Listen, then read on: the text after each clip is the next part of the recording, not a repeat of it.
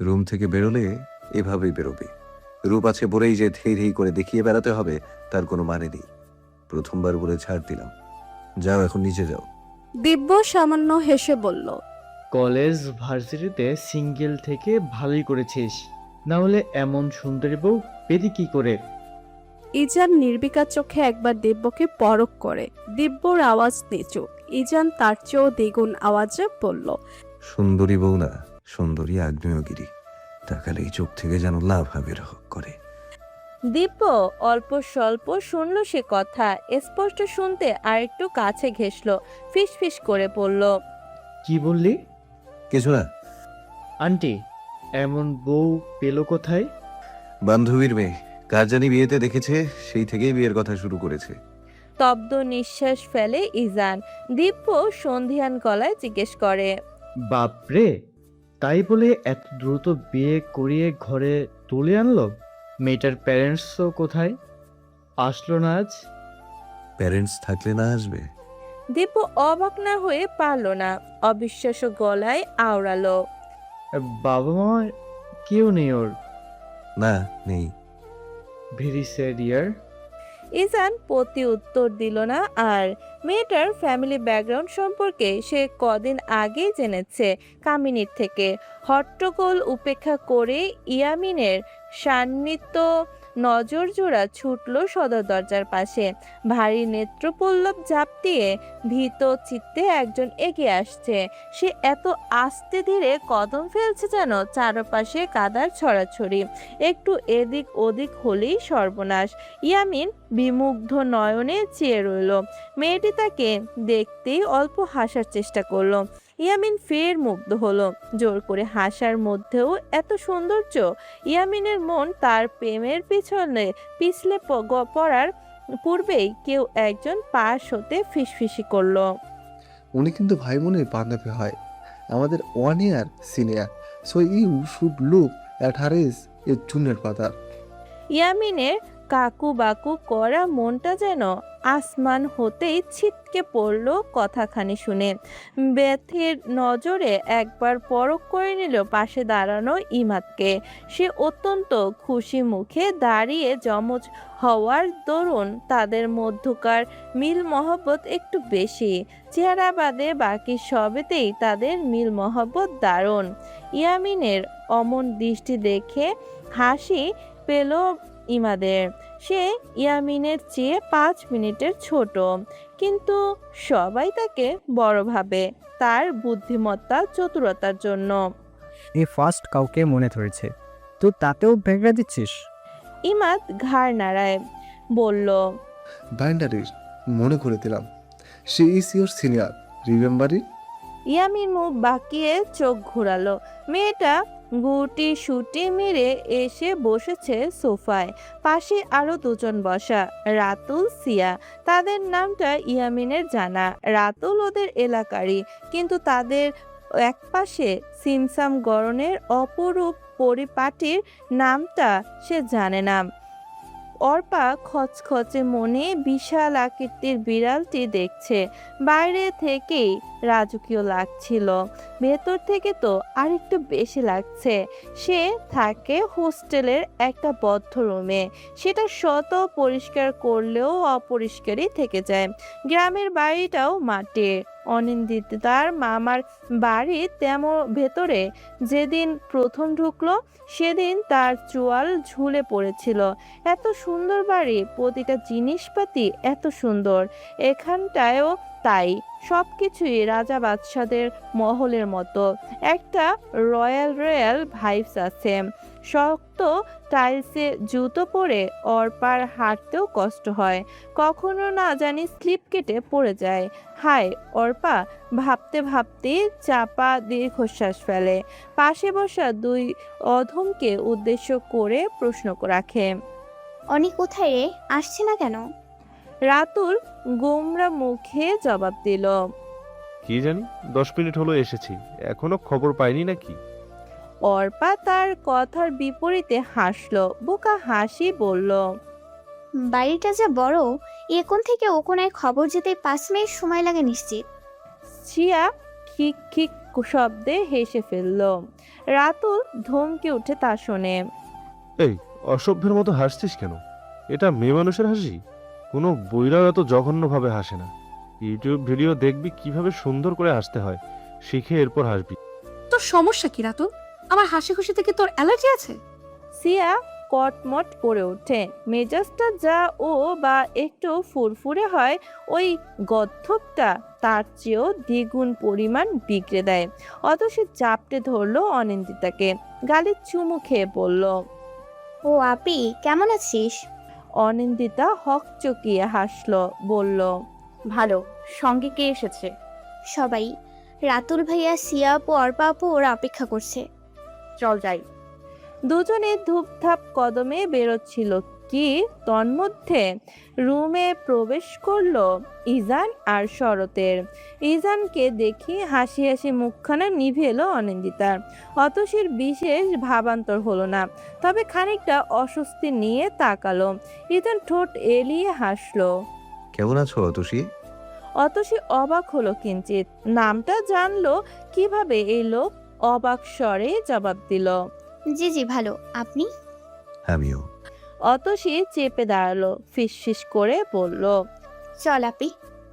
ইজান বাদ সাধলো। নিচে যাচ্ছ?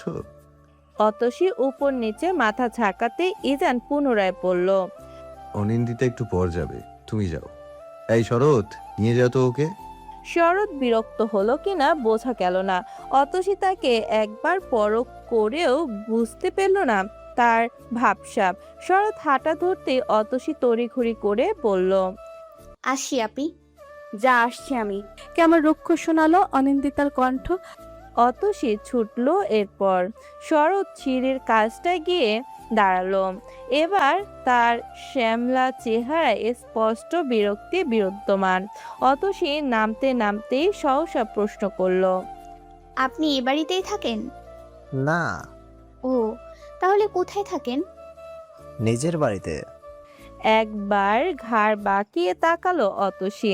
গোমরা চোখ মুখে সে তো কেবল জানতে চাইল এমন রুক্ষতা প্রকাশের মানে কি। সে দৃষ্টির মর্ম বুঝে একটা চাপা নিঃশ্বাস ফেলে শরৎ। গম্ভীর গলায় বলে।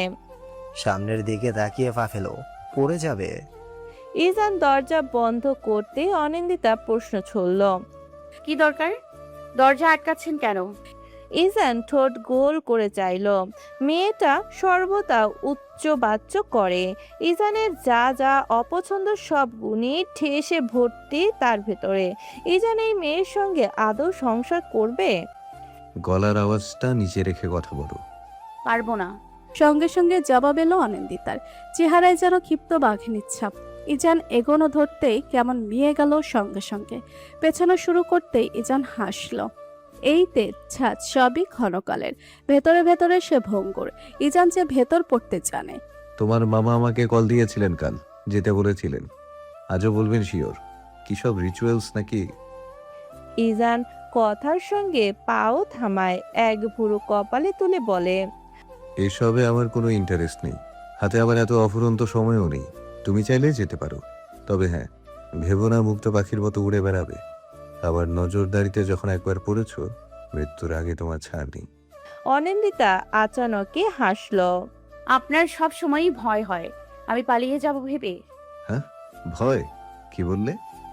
ভারী অবাক হলো ইজান। অনিন্দিতার হাসি চওড়া হলো। পাশ কাটিয়ে যেতে যেতে বলল। ভয় না হলে কি? এমপির বউ পালালে নিশ্চয়ই এমপির সম্মান বৃদ্ধি পাবে না? দুনিয়ার কটু কথা তো একটু আধটু শুনবেনি, সেটারই ভয় হয়। বুঝি সব। ইজানের চোয়াল শক্ত হলো, তার চেয়েও দ্বিগুণ শক্ত হলো কণ্ঠ। ভুল বললে। দুনিয়ার কেউ তো জানেই না আব্রাহাম ইজান বিয়ে করেছে। আর কটু কথা জানতে কতক্ষণ? কে জানাবে? তুমি জানিয়ে দেখো। অনিন্দিতার হাসি এখনো বহাল। দরজা খুলে বেরোতে বেরোতে বলে গেল। ঠিক আছে, দেখব। পরপরই ইজানকে অশান্ত বানিয়ে সে উধাও হয়ে গেল। জাফরের চাপাচাপি দেখে না চমকে থাকার উপায় নেই। গত পরশুই অনিন্দিতাকে বাড়ি থেকে তাড়ানোর জন্য কতটা মুখিয়ে ছিলেন তিনি। আর আজ তার এত বিস্তর পরিবর্তনে অনিন্দিতা সহ বাকিরাও অবাকের চরম পর্যায়ে অবস্থানরত। একটু গম্ভীরভাবে চিন্তা করতেই অবাক ভাবখানা উবে গেল অনিন্দিতার। সবটাই তিনি করছেন ইজানের কারণে। আর চোখে একবার ইজানের দিকে তাকালো অনিন্দিতা। পাশে বসে আছে, মাঝখানে বাধ্য হাত দূরত্ব, আধ হাত দূরত্ব। কামিনী তাদের পাশাপাশি বসিয়েছেন। কাল যাবে তো বাবা? জাফর ফের একই প্রশ্ন করলো। এজান ভেতরে ভেতরে চরম বিরক্ত, তবুও বাইরে থেকে সৌজন্যবোধের কারণে হাসি খুশি করে রেখেছে চেহারা। ফ্রি থাকলে চেষ্টা করবো আঙ্কেল। জাফর সন্তুষ্ট হলেন কিনা বোঝা গেল না। আলাপের বিষয়বস্তুগুলো অনিন্দিতা চাপা গলায় পড়ল। আপনার যাওয়ার ইচ্ছে না থাকলে সরাসরি বলুন, কথা ঘুরিয়ে কি লাভ? প্রশ্নখানা শুনে ইজান জ্বলন্ত চোখে তাকালো। বিপরীতে বিশেষ ভাবাবেগ পেল না যদিও। অনিন্দিতার সামনের দিকে চেয়ে স্থির অনড় দৃষ্টি, তার একটুও হেরফের নেই। ইজান দন্ত চেপে বলে,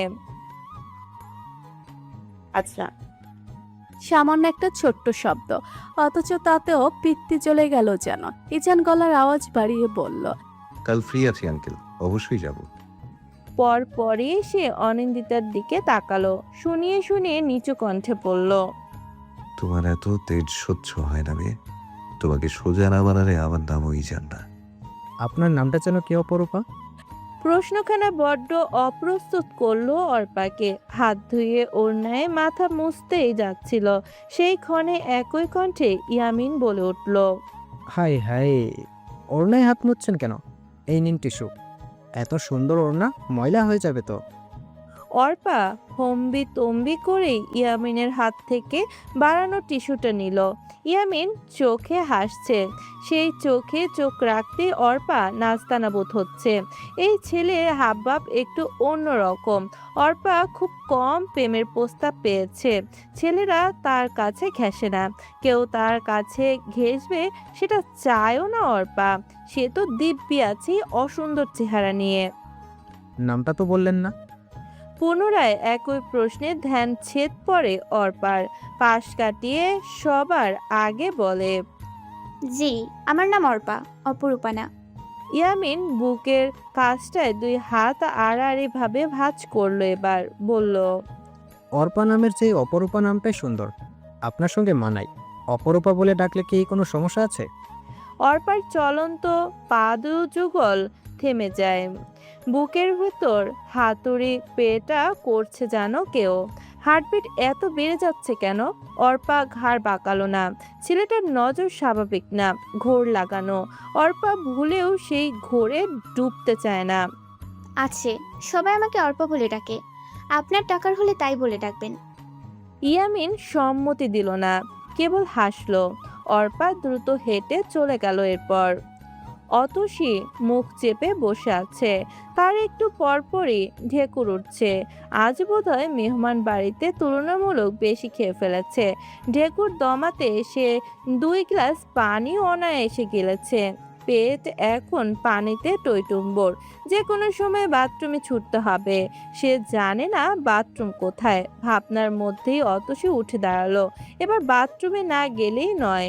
আফরোজাকে সে আশেপাশে দেখতে পাচ্ছে না। জাফরও অদূরে নিজের মতো বসে আছেন। একটু পরেই ওরা বাসার উদ্দেশ্যে বেরোবে। অতসী ততক্ষণ চাপ আটকাতে পারবে না কোনো ক্রমেই। অতসী হাঁটতে হাঁটতে সিঁড়ির কাজটাই এলো। অতসী নিয়ে এদিক ওদিক তাকাতেই তার চোখ মুখ খুশিতে চকচক করে ওঠে। ওই তো শরৎ দাঁড়িয়ে।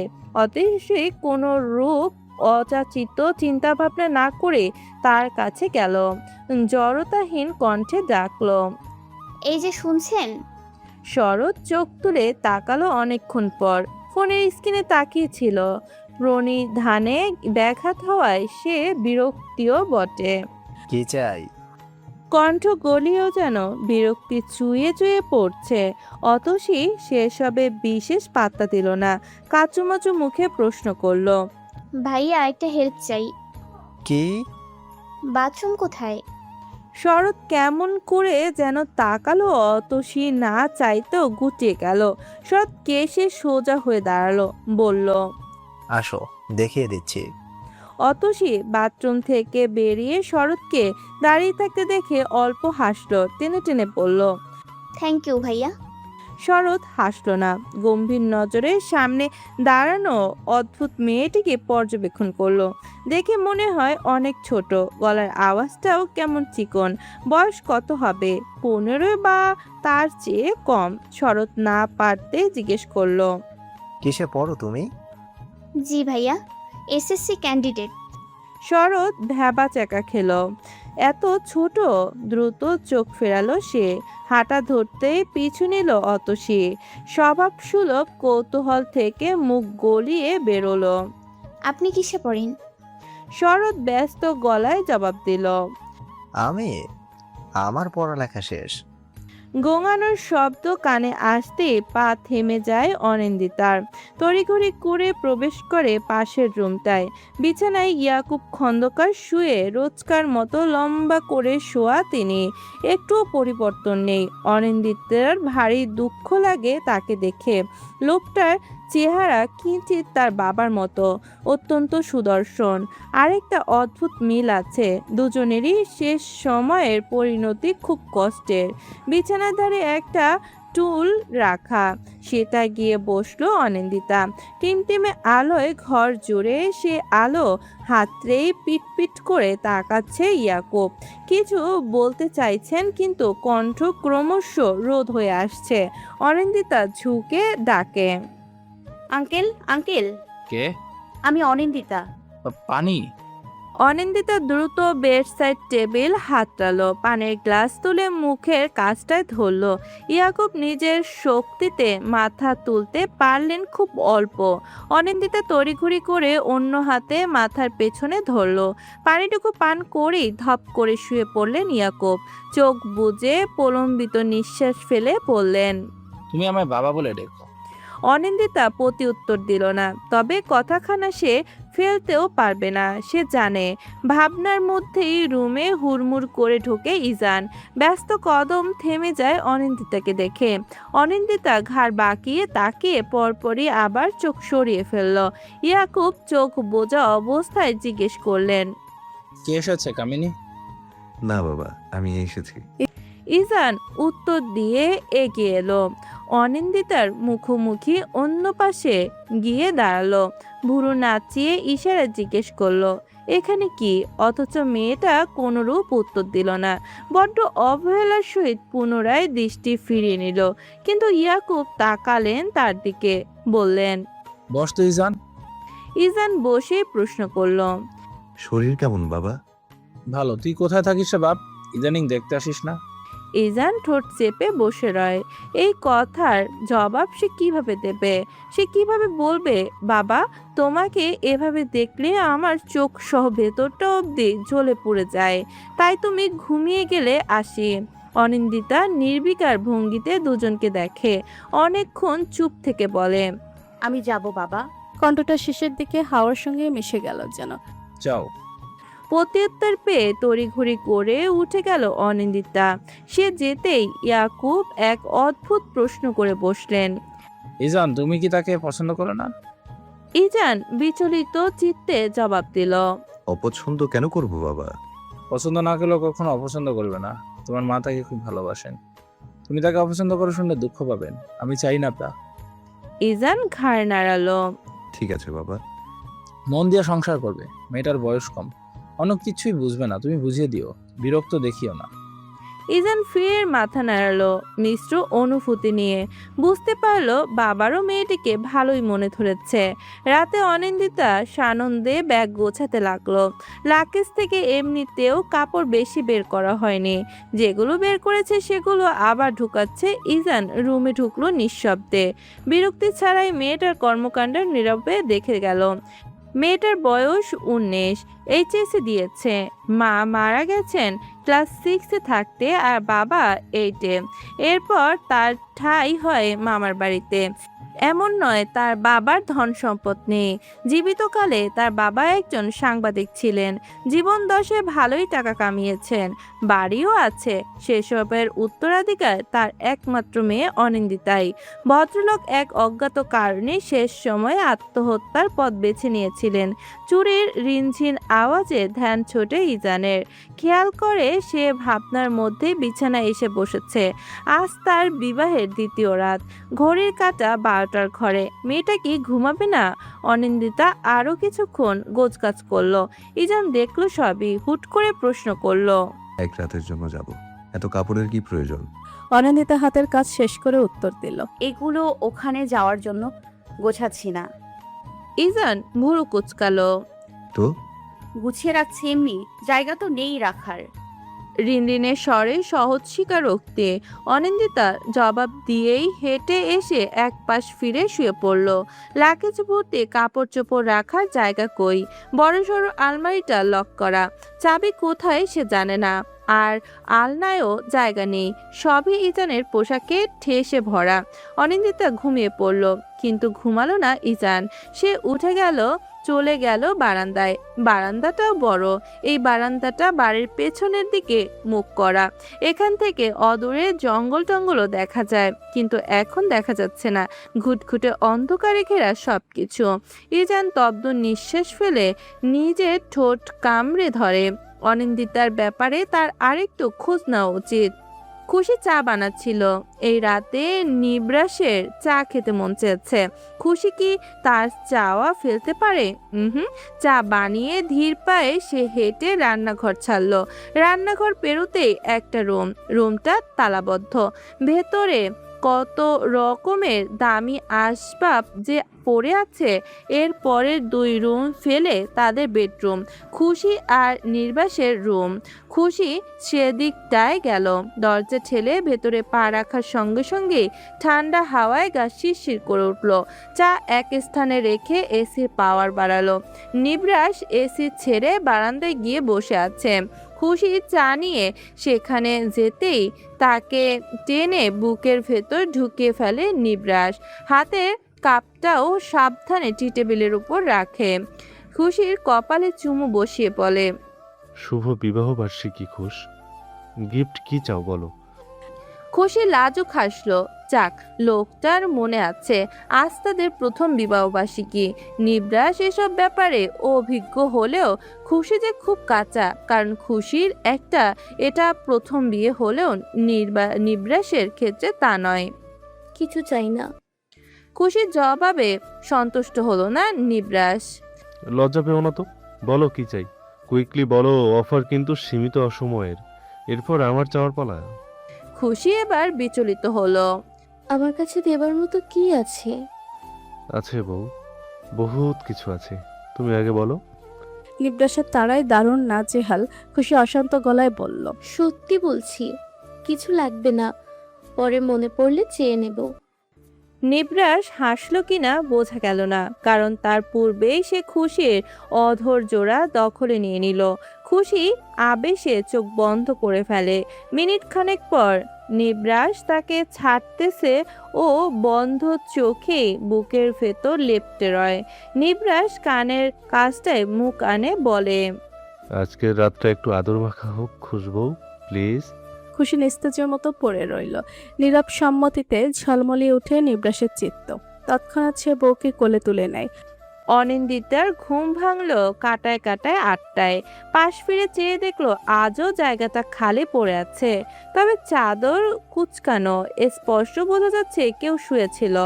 অনিন্দিতা অত শত মাথা ঘামালো না। মাথা ঘামানোর আরো অনেক বিষয় আছে, এসব অযাচিত বিষয়ে মাথা সে ঘামাবে না। ও মুখ ধুয়ে নিচে চলে গেল। তার পূর্বেই একবার ইয়াকুব খন্দকারের রুমে ঢুকে এলো সে।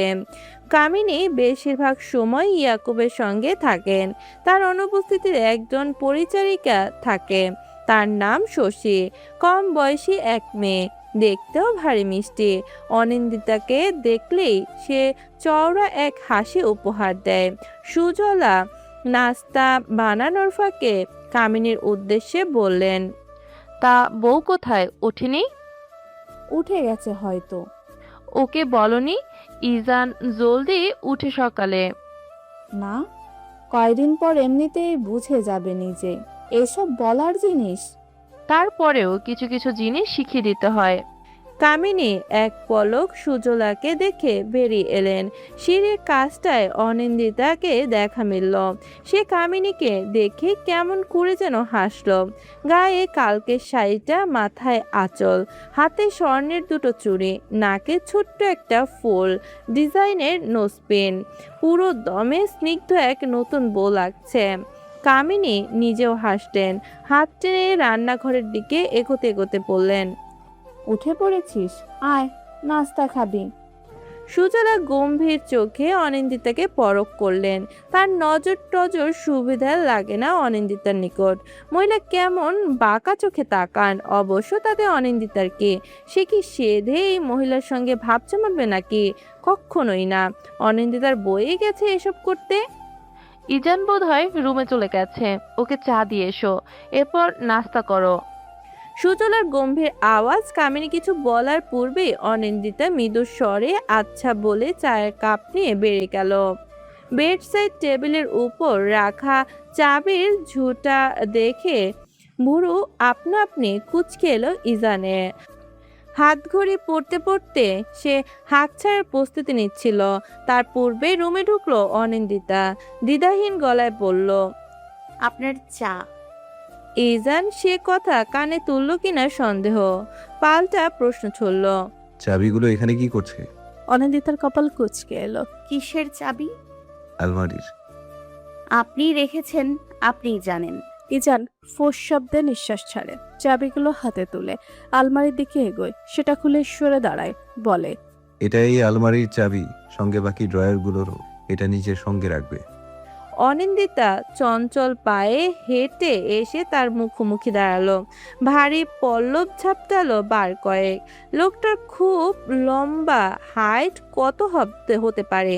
5 ফিট 11-12, 6 ফিট। পায়ের পাতার ভর দিয়ে একটু উঁচু হলো ও। মুখও উপরের দিকে তুলল। চক্ষুদয় ছোট ছোট করে কণ্ঠে প্রগাঢ় সন্দেহ ঠেলে প্রশ্ন করল, এত বিশ্বাস? কিছু যদি সরিয়ে ফেলি? ইজান শির দ্বারা টান টান করে দাঁড়ালো, বুক ফুলিয়ে বলল, সরানো জিনিস আগে ভাগে আমি সরিয়ে নেব, বাকি থাকবে শার্ট, প্যান্ট, পাঞ্জাবি। ওগুলো সরিয়ে কি করবে? নিজে পড়বে? বলতে বলতেই সে আলমারির ভেতরের ড্রয়ার হাতড়ালো। পিস্তলটা বের করে নেড়েচেড়ে দেখাতেই অনিন্দিতা দূরত্ব বাড়ালো। বাঁকা হাসে ইজান, বলে, তুমি আসলে আস্ত এক বুদ্ধু। সন্দেহ না ঢুকলে তো এটা ঘরেই ফেলে যেতাম। ইজান পিস্তলটা পেছনে গুজে ঠোঁটের ভাঁজে শীষ তুলে সরে আসে। বেডসাইড টেবিলের উপর ফের চাবিগুলো রেখে চায়ের কাপ হাতে তুলল। এক টানে পান করলো সব। পরপরই ব্যস্ত পায়ে বেরিয়ে যায় ঘর থেকে। অনিন্দিতা তির্যক চোখে তার সবই পরখ করে, কিন্তু শুনতে পায় না বেরোনোর পূর্বে ইজানের বিড়বিড় করে বলা কথাগুলো। 5 বছর ধরে পিস্তলের জন্য সেফ জায়গা বলতে শুধু নিজের ঘর আর আলমারিটাই ছিল, এখন সেটাও গেল। খুশি ঝাপসা দৃষ্টির দিক সেদিক ঘুরঘুর করছে। নির্বাস উঠে গেছে, শাওয়ার নিয়েছে, ভেজা চুল নিয়ে আস্তে ধীরে খুশির দিকে এগিয়ে এসেছে। ঠান্ডা পানি টুপটাপ করে খুশির চেহারার উপর আঁচড়ে পড়ছে।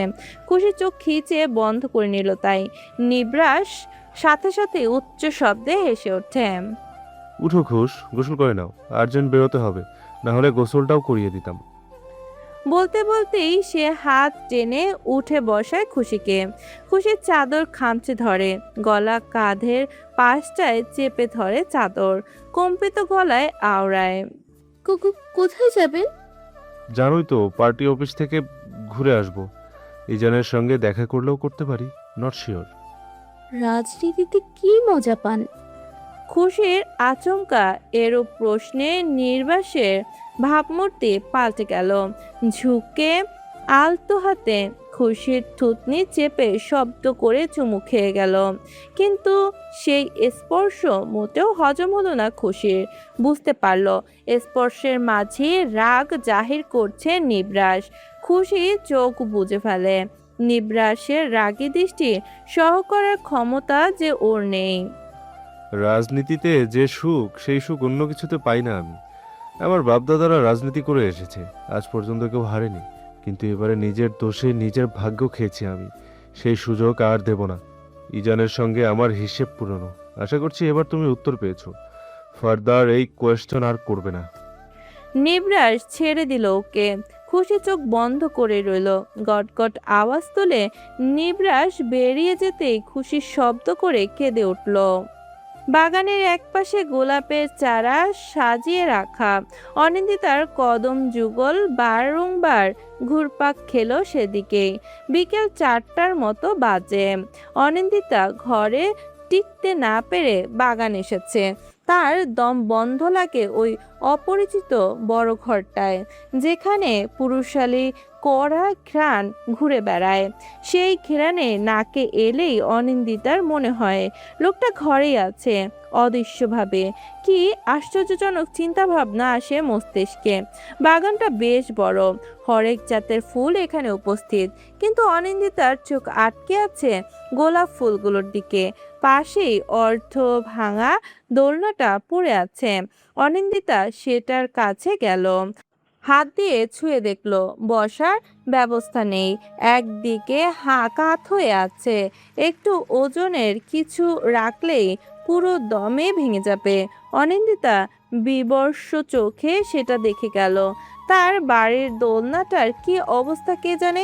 নিশ্চয়ই সেটার আশেপাশে গাছগাছালি ভরে জঙ্গলে পরিণত হয়েছে। ভাবনার সুতো ছিঁড়ে আসে হর্নের শব্দে।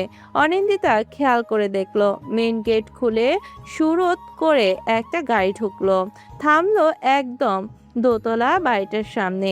অনিন্দিতা উদ্বেগহীন বনে দেখে গেল গাড়িটা থেকে ইজান নামছে।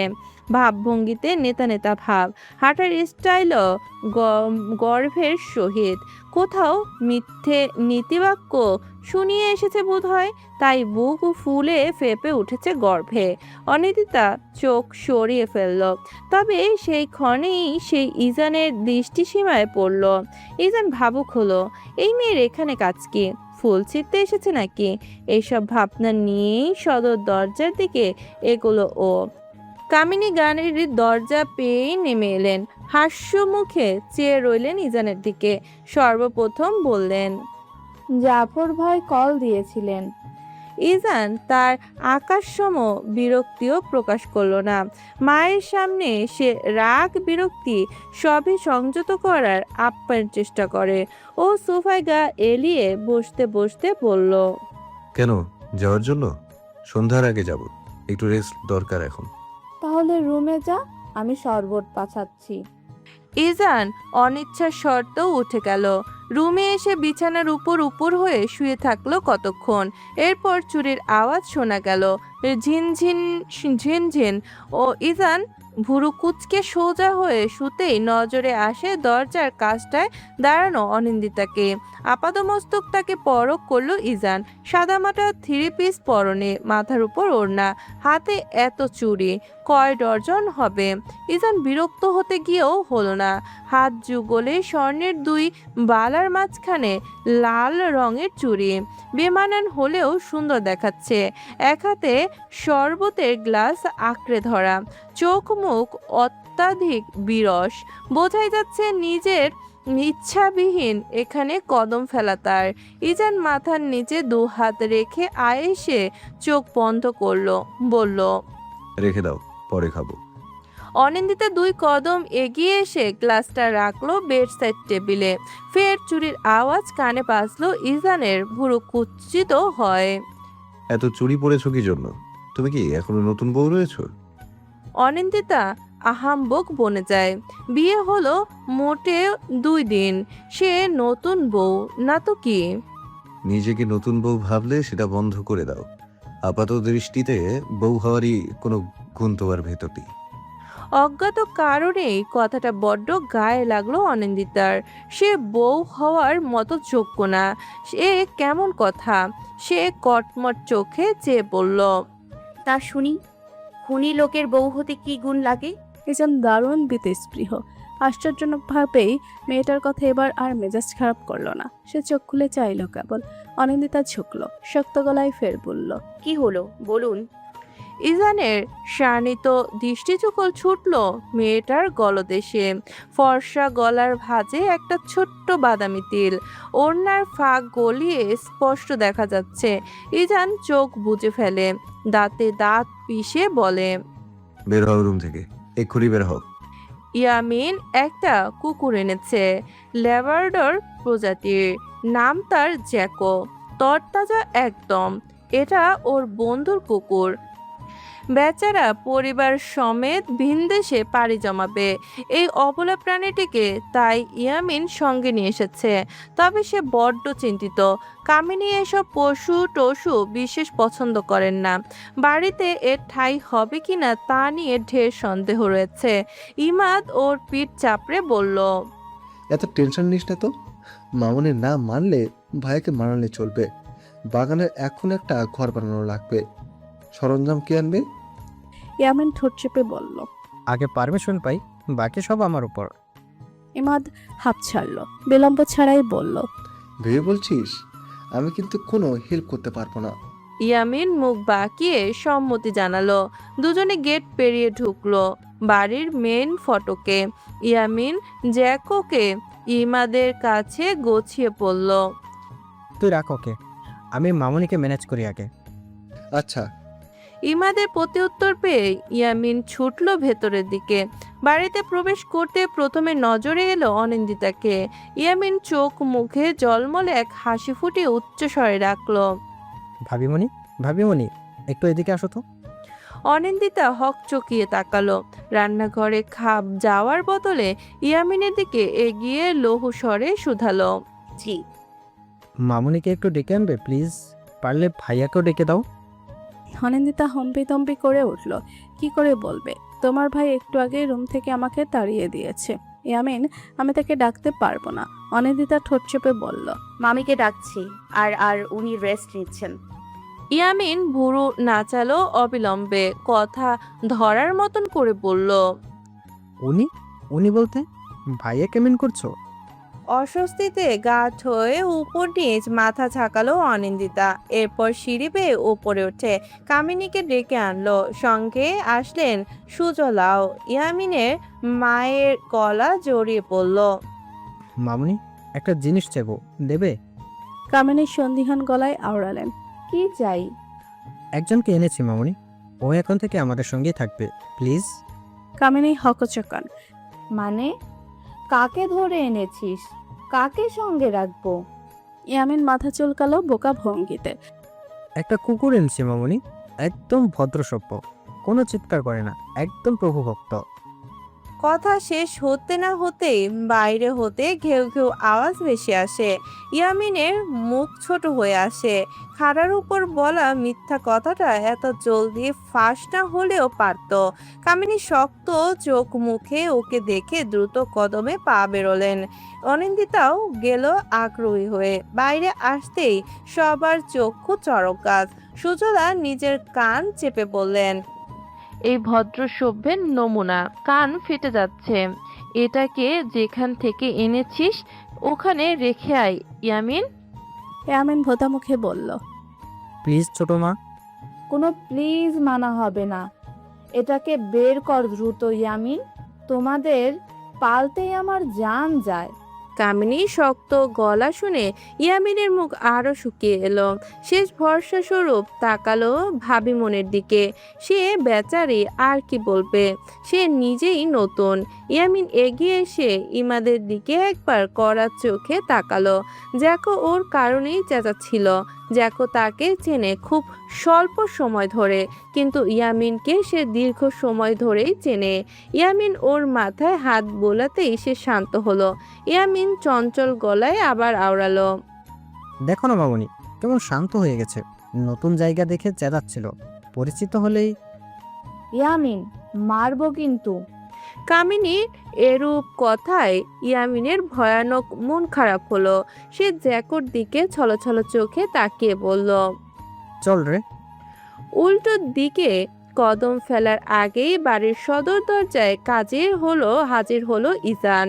কুকুরের আওয়াজ পেয়ে এসে নেমে এসেছে।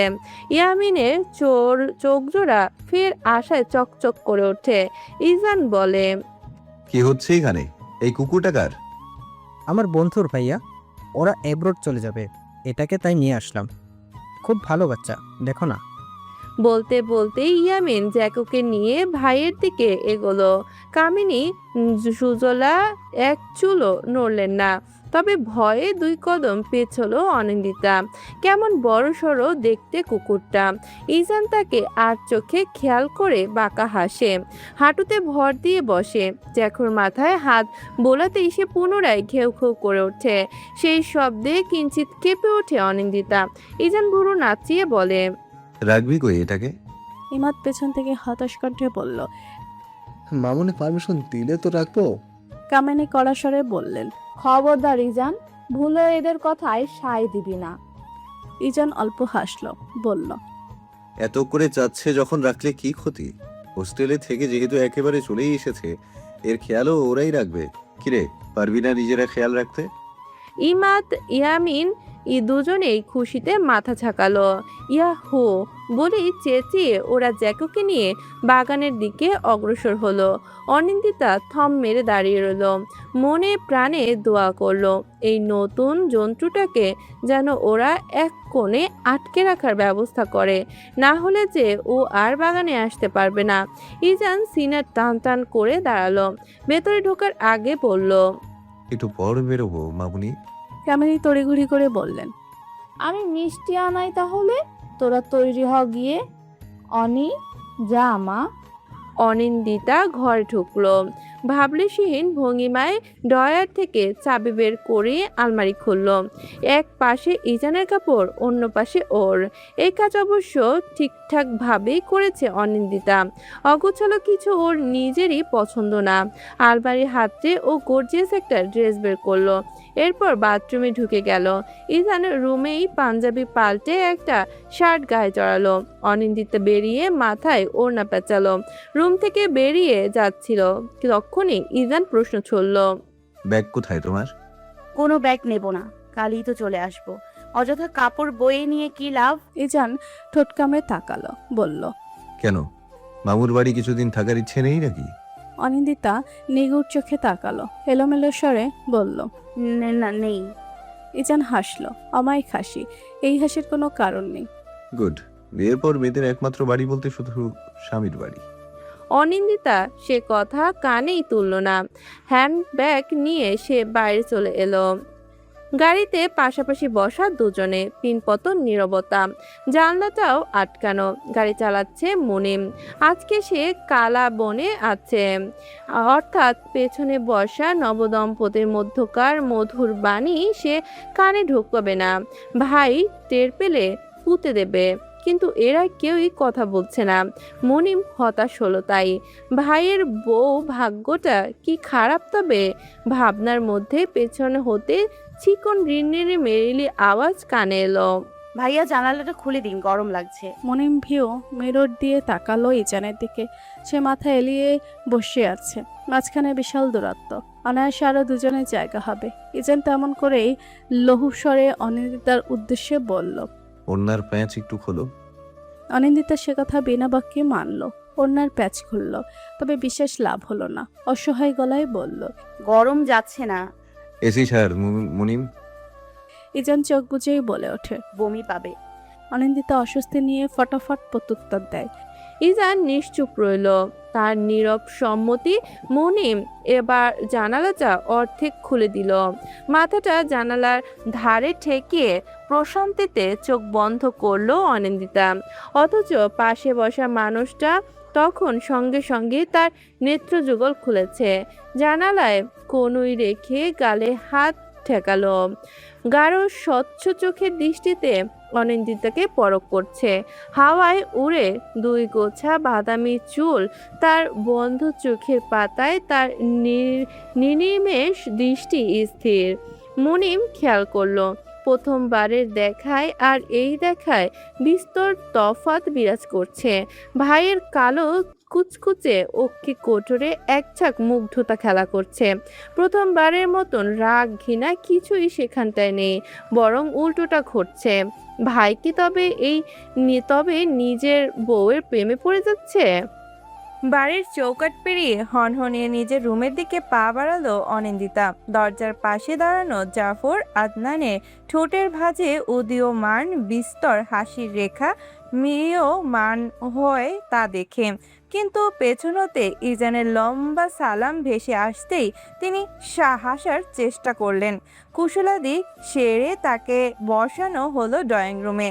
অনিন্দিতা হুড়মুড় করে নিজের রুমে ঢুকলো। অতসী এক ঝাঁক উচ্ছ্বাস নিয়ে ছুটতে এলো পিছু পিছু, বলতে লাগলো, আপি আই মিস ইউ। অনিন্দিতা বিছানায় শুয়ে পড়ল ধপাস শব্দে। আবেশে চোখ বুজল। নরম তুলতুলে বিছানার তোষকটা দুলে উঠল সঙ্গে সঙ্গে। আহা, কত আরাম! অতসী পাশে এসে বসলো। কাঁদো কাঁদো গলায় বলল, বাসায় একা ভালো লাগে না রে, তুই কেন যে বিয়েটা করে আরেকবারে চলে গেলি? অনিন্দিতার চক্ষুদয় ফট করে মেলে যায়। কেমন করে যেন তাকিয়ে রয় অতসীর পানে। আচ্ছা, সে কি আর একটু চেষ্টা করলে বিয়েটা আটকাতে পারতো না? পারতো বোধ হয়, বিনিময়ে জান খোয়াতে হতো আর কি। খুশির মন খারাপের অন্ত নেই আজ। ফোলা চোখ মুখ নিয়ে যাবতীয় কাজ করে যাচ্ছে পুরো দিন ধরে। এই বাসাটা বেশ বড়, একতলা ছাদ বিশিষ্ট। খুশি সেই ছাদে পা রাখার সৌভাগ্য হয়নি। নিবরাস তাকে বেরোতেই দেয় না। দুনিয়ার জঞ্জাল থেকে তাকে আড়ালে লুকিয়ে রাখে যেন। কোনো ক্রমেই বাইরে বেরোনো নিষেধ। খুশির শ্বশুর শাশুড়িও নেই। শ্বশুর দাদা শ্বশুর এককালের নামকরা রাজনীতিবিদ। একটা ভাসুর আছে, সে ইংল্যান্ডে সেটেলড। ছোট্ট ভাই নিবরাসের সঙ্গে তার বনিবনা এমনিতেও কম। সব শেষে বলতে গেলে খুশি বাসায় একা পড়ে থাকে। দুইজন কাজের মহিলা আছেন, ওনারা রাতের আগেই বিদায় নেন। আর গেটের ধারে দুজন দারোয়ান। খুশি হম্বি তম্বি করতে করতেই এসে বিছানায় শুয়ে পড়ে। অবেলায় একটা জম্পেশ ঘুমের প্রস্তুতি নেয়। এরপর মন খারাপের পাল্লা ভারী করার চেয়ে ঘুমানো শ্রেয়। ওর ঘুম ভাঙল রাত 10টার পর। চোখ মেলে তাকিয়েও নিজের অবস্থান বুঝতে পারল না। অন্ধকারে রুমটা দেখে ও ঢোক গেলে। ওর স্পষ্ট মনে আছে ও লাইট অন করে ঘুমিয়েছিল। হাত বাড়িয়ে পুরো বিছানা হাতড়াতেই নিজের শক্ত বুকে ওর কোমল হাতখানা চেপে ধরে কেউ। মানুষটার হার্টবিট শোনা যাচ্ছে। তাতেই খুশির গলনালি বেয়ে নেমে যাওয়া ফাঁকা এক ঢোক। নিবরাস বেডের পাশে স্বল্প পাওয়ারের ল্যাম্পটা অন করলো। তখন সে খুশিকে ছাড়েনি। তার কঠিন মুখাবয়ব স্পষ্ট হতেই খুশি আরো কয়েকবার ঢোক গেলে। রক্তিম অক্ষি যুগলে কালো মণি দুটোর দিকে অসহায় দৃষ্টিতে তাকিয়ে রয়। নিবরাস এবার জোরসে টান দেয়। খুশি মুখ থুবড়ে পড়ে ওর বক্ষপটে। নিবরাস ওর পিঠ এলানো চুল হাত চালায়। কণ্ঠনালী গম্ভীর আওয়াজ তোলে, ফোন কই? চার্জে কল দিয়েছিলাম, দেখেছো? না। তোতলানো বন্ধ করবে? জি। খুশির গলায় শব্দ আটকে আসছে। ওভাবে টানায় নাকেও ব্যথা পেয়েছে, তবুও মুখ ফুটে বলছে না। পাছে লোকটা যদি আরো রেগে যায়। নিবরাস চুলের গোছা শক্ত করে চেপে ধরে। এবার নাকের কাছটা এনে জোরে নিঃশ্বাস নেয়, বলে, খাবার দাও টেবিলে। আচ্ছা। ফটাফট বলল খুশি। অথচ মিনিট দুয়েক পেরোলো, নিবরাস তাকে ছাড়লো না। খুশি আমতা আমতা স্বরে পড়ল, ছাড়বেন?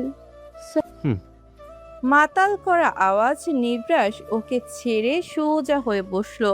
খুশি নাক ডলে উঠে পড়ল, ছুটলো ডাইনিং রুমের দিকে। খাবার টেবিলে বসেও নিবরাস তেমন একটা কথা বলল না। খুশিকে সে আজ খাইয়েও দিল না। অথচ রোজ এক লুকমা সে খুশিকে নিজ হাতে খাইয়ে দেয়। আসার পর থেকে একবারও খুশবু বলে ডাকেনি। খুশির কি যে খারাপ লাগছে। ভোতা মুখে ও কোনো মতে ভাত গিলল।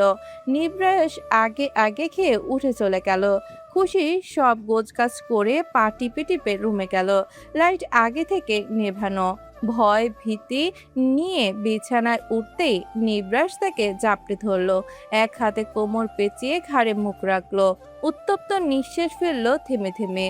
খুশির চিত্ত অশান্ত হলো অবিলম্বে, নিজেকে ছাড়ানোর সাহস ইচ্ছা কিছুই নেই ওর।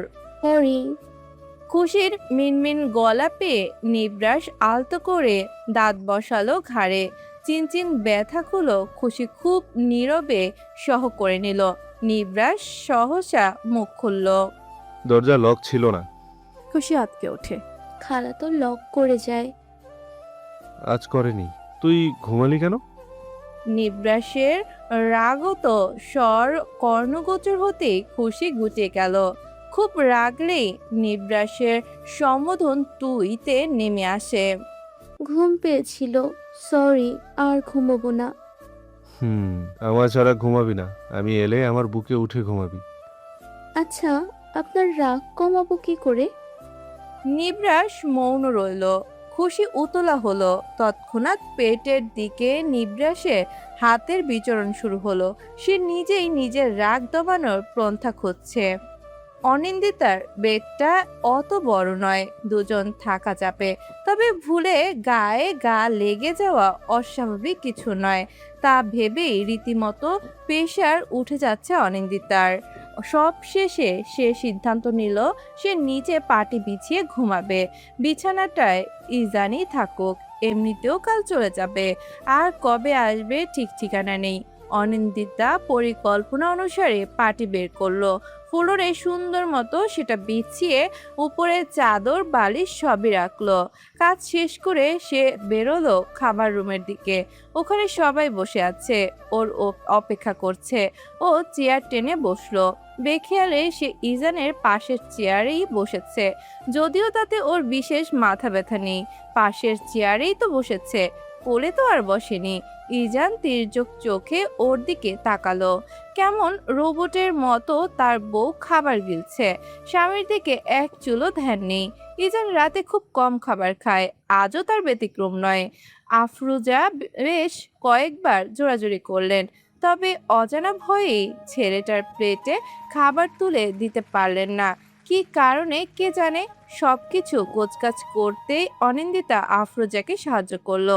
সেইক্ষণে অতসী ইজানকে অনিন্দিতার রুম দেখিয়ে দিল, তবে রুমে আর প্রবেশ করলো না। ইজান রুমে ঢুকে তাজ্জব বনে গেল। কপাল কুঁচকে সে ফ্লোরের দিকে চেয়ে রইল। এই মেয়ের মতলব কি? ওকে নিচে ঘুমাতে দেবে? ইজান কুঞ্চিত কপাল নিয়ে পুরো ঘর পায়চারি করে দেখতে লাগলো। সাদামাটা একটা মাঝারি সাইজের রুম, পড়ার টেবিলের উপর অসংখ্য বই খাতা, আর এক পাশে উল্টো করে ঘুরিয়ে রাখা একটা ফটো ফ্রেম। ইজান কৌতূহলবশত সেটা হাতে তুলে ঘুরালো। ঝকঝকে পরিষ্কার একটা ছবি, সুন্দর এক দম্পতির মাঝে দাঁড়ানো। কিশোরীর দুপাশে বেনে ঝুলছে, পরনে স্কুল ড্রেস, হাত নাড়াচ্ছে। খুব সম্ভবত স্কুল থেকে এসে তাড়াহুড়োয় ক্যামেরার সামনে দাঁড়িয়েছিল। ইজানের ঠোঁট বেঁকে হাসির রেখা উদয় হয়, তবে বেশিক্ষণ স্থায়ী হয় না। দরজা খোলার আওয়াজ হতেই সে হাসি মিলিয়ে যায়। সাবধানে সে ফটো ফ্রেমটা যথাস্থানে রেখে ভাবে সে হাসছিল কোন কারণে। অনিন্দিতা চঞ্চল পায়ে হেঁটে বিছানার ওপাশে গেল, পাটির উপর আসন পেতে বসে বলল, আপনি বেডে ঘুমান, আমি এখানে ঘুমাচ্ছি, লাইট অফ করে দিন। ইজান ওর চেহারা অবলোকন করে বলল, আজ নিচে কেন? গত 2 রাত তো আমার বিছানায় হাত পা ছাড়িয়ে ঘুমালে, আজ আবার নাটক কিসের? অনিন্দিতা দাঁতে দাঁত চেপে মাথা নাড়ালো। কোনো নাটক নেই, আমার বিছানাটা ছোট। তো did you forget that we are married? Anindita থমথমে মুখে বলল, বিয়েটা মানার কোনো কারণ আমি পাচ্ছি না। আপনিও আমাকে অপছন্দ করেন। আর একটু থামলো, সরাসরি চোখ রাখলো ইজানের চোখের দিকে, দৃঢ় কণ্ঠে ফের বলল, আর আমিও আপনাকে অপছন্দ করি। ইজান বেশ মজা পেল যেন, ভরু নাচিয়ে অতি স্বাভাবিক গলায় বলল, কে বললো আমি তোমাকে অপছন্দ করি? অনিন্দিতা সাংঘাতিক ধ্যাবাচাকা খেলো, অবসরে আওড়ালো। তো করেন না?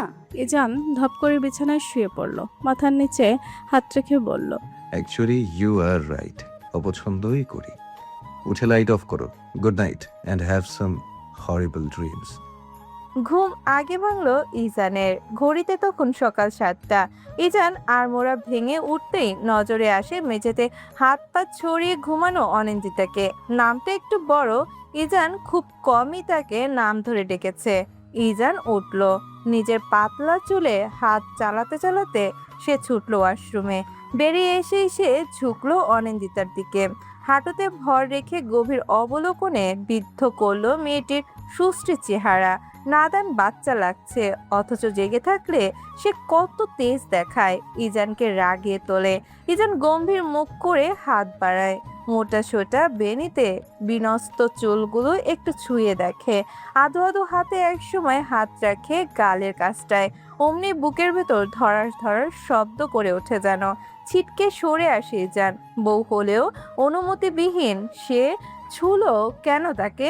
সুপ্ত অপরাধবোধ নিয়েই ইজান ঘর ছেড়ে বেরিয়ে এলো। অনিন্দিতার যখন ঘুম ভাঙলো তখন অতসী শিওরের কাজটায় বসে আছে, চোখ মুখে নিদারুণ বিষণ্ণতা। অনিন্দিতা তড়িঘড়ি করে উঠে বসে আমতা আমতা করা শুরু করে। এক পলক দরজার দিকে তাকিয়ে বলে, তুই এখানে? তুই নিচে ঘুমিয়েছিস? অনিন্দিতা বাখারা জবাব না দিয়ে সে উঠে দাঁড়ালো। সঙ্গে সঙ্গে উঠে দাঁড়ালো অতসীও। ব্যগ্র গলায় জানতে চাইল, আপনি ওই লোকটা খুব খারাপ, তোমাকে নিচে শুতে বলে? অনিন্দিতা থমকে দাঁড়ায়। অতসী পুনরায় হাত ঝাঁকিয়ে বলে, বলো না, খুব খারাপ ওই লোকটা। অনিন্দিতার মাথা নুয়ে আসে। গা ছমছমে এক শীতল কণ্ঠে জবাব দেয়, না, অতটাও খারাপ না। আজকের দিনটা কি থাকা যায় না বাবা? ইজানের কপাল কুঁচকে আসে।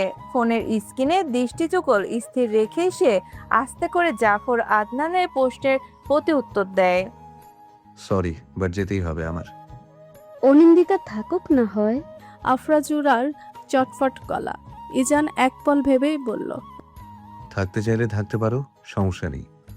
আফরোজা প্রলম্বিত নিঃশ্বাস ফেলে ঘরের ভেতর ছোটেন। অনিন্দিতাকে এই খবর দিতেই সে তেলে বেগুনে জ্বলে উঠল।